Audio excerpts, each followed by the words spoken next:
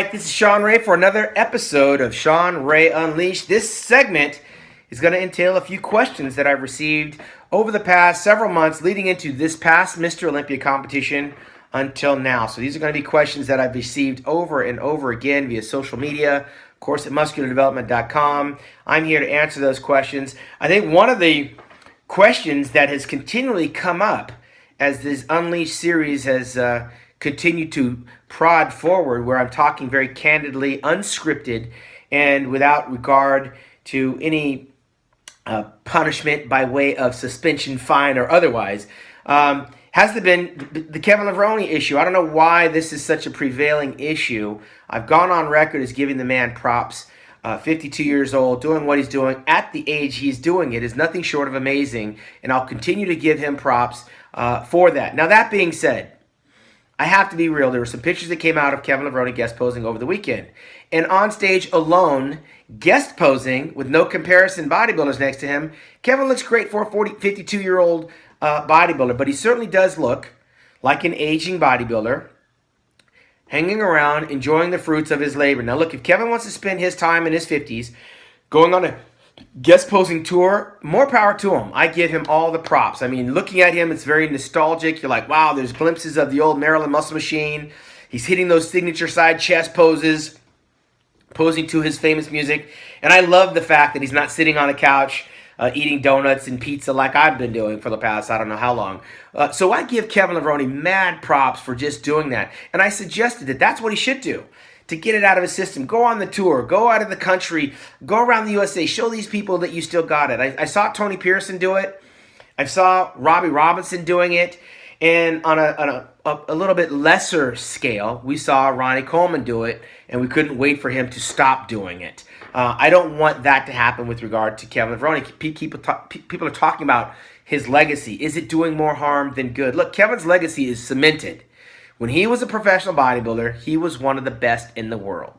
Coming off of the Mr. Olympia, a lot of questions were answered in terms of beating Father Time, which he could not do.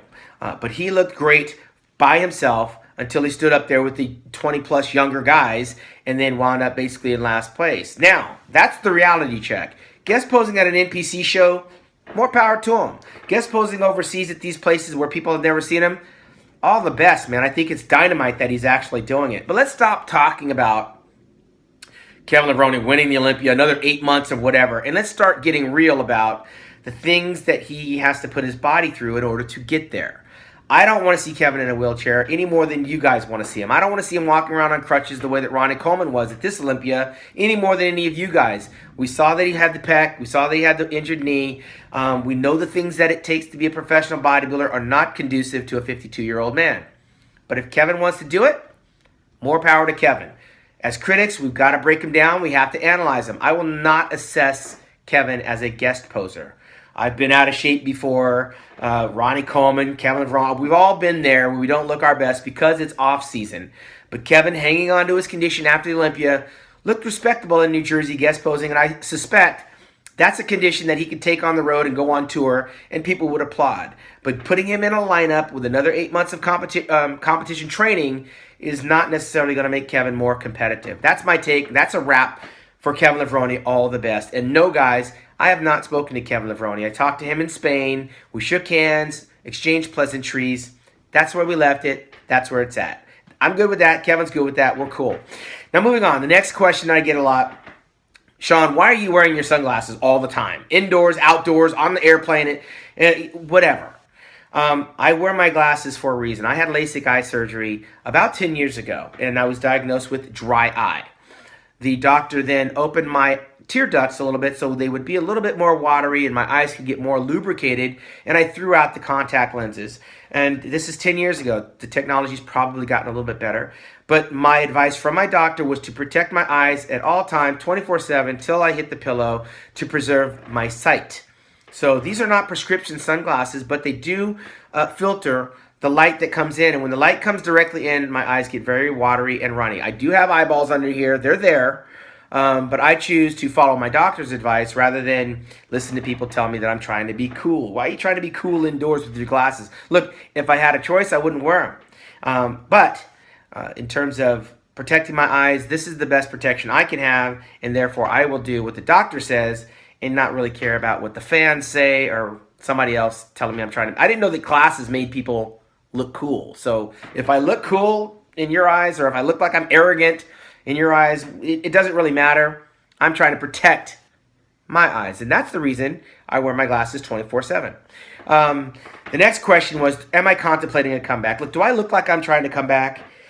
I travel the world. I'm enjoying covering the sport of bodybuilding. I'm a fan of the sport of bodybuilding. These guys have their moment, and I'm enjoying what Sean Roden's accomplished, Dexter Jackson's doing, Big Ramy representing the Middle East, William Bonac finally getting his just dues. I mean, I'm a fan. I can live off of watching that and not feel the urge to jump back in the gym and try to relive my past. That's my past. The competition stage is my past. So I'm a journalist. I cover the sport. I'm a spokesman. I speak for the sport. These are the things that I'm passionate about. I'm a promoter. I market. That's where I'll leave that there. No desire. My gas tank is empty. I'm not interested.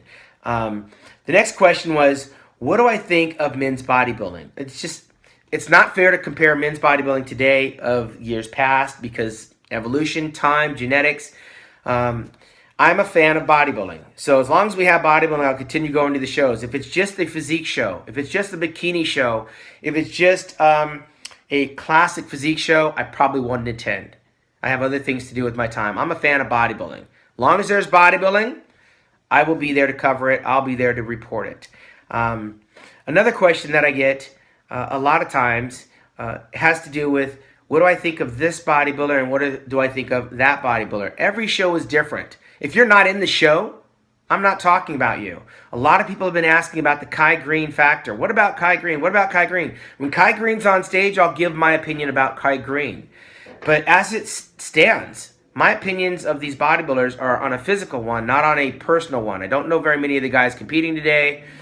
I'm not losing sleep over not knowing these guys. However, when they're on the stage, my job is to assess what is in front of me and not what do I think of what's going to happen. What do I think of Phil Heath? Will he win the Olympia next year? Well, history shows that he's won 6 in a row, and right now no one's come out of the woodworks to change that opinion that he might win 7 in a row. So right now he's the odds-on favorite.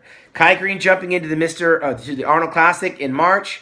He's the odds-on favorite going into that contest. So if he's there, he won last year and he narrowly beat Cedric McMillan, who had a bite at the apple and missed it at the finals.